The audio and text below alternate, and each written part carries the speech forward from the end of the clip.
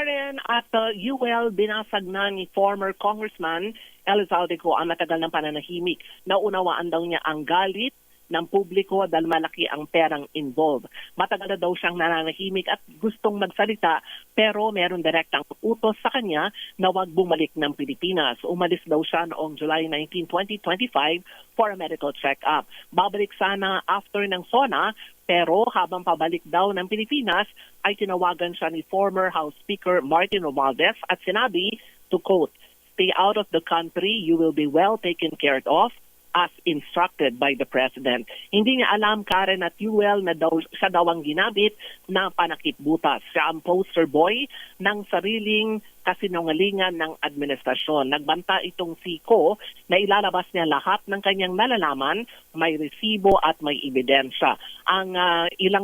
Yung part 1 ng video, sinabi niya na involved dito sa naturang flood control controversy ay mismo umano na si Pangulong Bongbong Marcos. Tinawagan daw siya ni DBM Secretary Mina Pangandaman. Bago ang BICAM meeting noong 2024, sinabi na merong instruction na mag-insert ng 100 billion pesos worth of projects sa BICAM. Tinawagan naman niya si Romualdez para i-verify.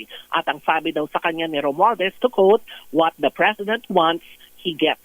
Nag-set sila ng meeting sa Aguado Building, tapat mismo ng Malacanang, at makalipas ang ilang araw, dumalo sila ni Romualdez kasama pa rin ang mga opisyal ng DBM headed by Secretary Pangandaman. At binigay ni Bersamin ang listahan ng 100 million pesos kung saan galing ang listahan na ito at inabot sa kanya through a brown leather bag na pag-aari umano mismo ni Pangulong Marcos. Narito ang paglalahad ng kanyang panig ni former Congressman Elizalde Co. Para sa bawat Pilipino, alam ko na buo ang galit ninyo sa akin ngayon. Nauunawaan ko rin kung bakit, lalo na at malaki ang halagang nakataya. Pero bago kayo humusga, hayaan ninyong ipaliwanag ko ang buong katotohanan. Matagal akong hindi nagsalita dahil may direktang utos sa akin, huwag nang bumalik ng Pilipinas at manahimik na lamang. Umalis ako noong July 19, 2025 para sa aking medical check-up. Nakaplanong bumalik pagkatapos ng SONA ni Pangulo. Pero habang papauwi na ako, tinawagan ako ni dating Speaker Martin Romualdez at sinabihan, "Stay out of the country. You will be well taken care of as instructed by the President." Noon naniniwala pa ako sa kanila, kaya't hindi ako bumalik. Tumikom ang aking bibig, sumunod ako, pero ang hindi ko alam, ang ibig pala nilang sabihin sa aalagaan ka namin ay gagamitin ako bilang panakipbutas sa kanilang kampanya laban sa korupsyon. Ginawa nila akong poster boy ng kanilang sariling kasinungalingan.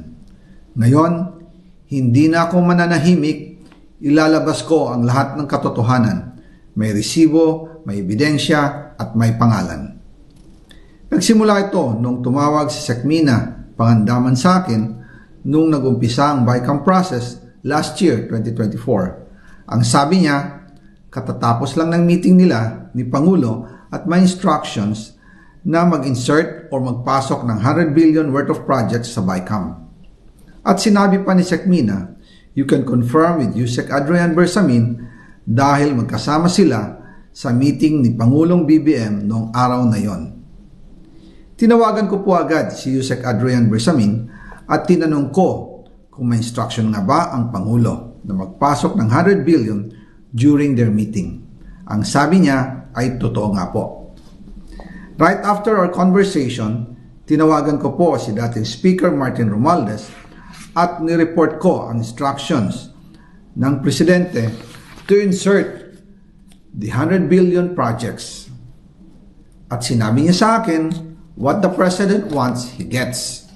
After ng ilang araw, nag-set po ng meeting si Mina Pangandaman at Yusek Adrian Bersamin sa amin ni dating Speaker Martin Romualdez sa Aguado Building in front of Gate 4 ng Malacanang at nandun din po si Yusek Jojo Cadiz. During the meeting, binigay po ni Yusek Adrian Bersamin ang listahan na worth 100 billion.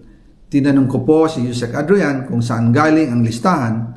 Ang sagot niya, galing kay PBBM mismo at binigay niya ito mula sa brown leather bag.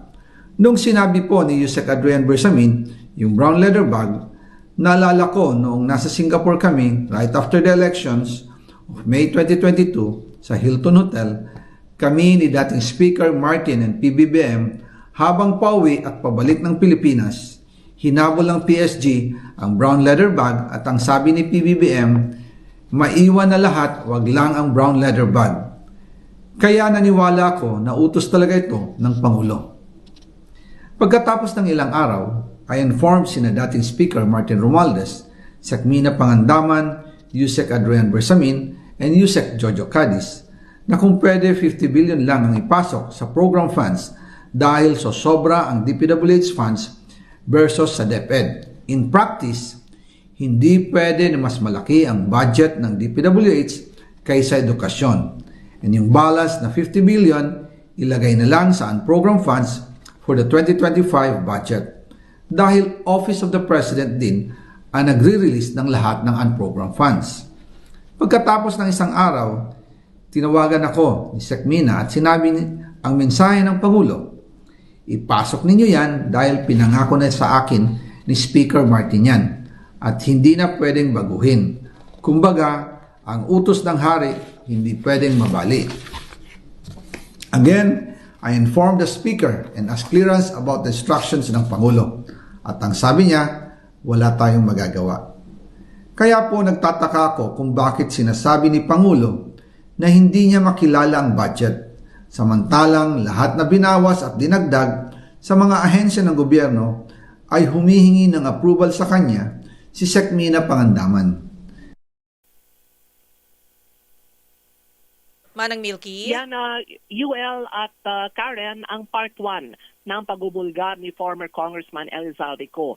At base sa impormasyon ng kanyang opisina, lalabas din daw sila ng part 2 dito sa pagbubulgar ni former Congressman Elizalde Co.